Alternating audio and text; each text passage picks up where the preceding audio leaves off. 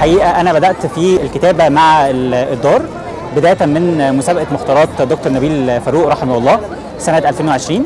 كنت من الفائزين في المسابقه ونشرت عمل قصير لقصه قصيره باسم استغاث الكوكب، وده كان في ادب الخيال العلمي. بعد كده نشرت في العدد السابق من سلسله الروايات عدد رغم اختلاف الزمن قصه قصيره جديده في الادب الرومانسي والاجتماعي، وده كان احدث اصدار، يعني احدث روايه كتبتها في الكتاب بعنوان الكامنون من ادب الخيال العلمي وكذلك من الادب التاريخي.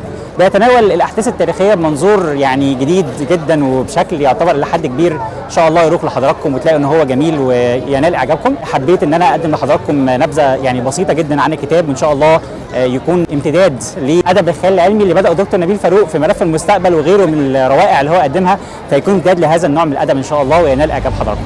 شكرا جزيلا.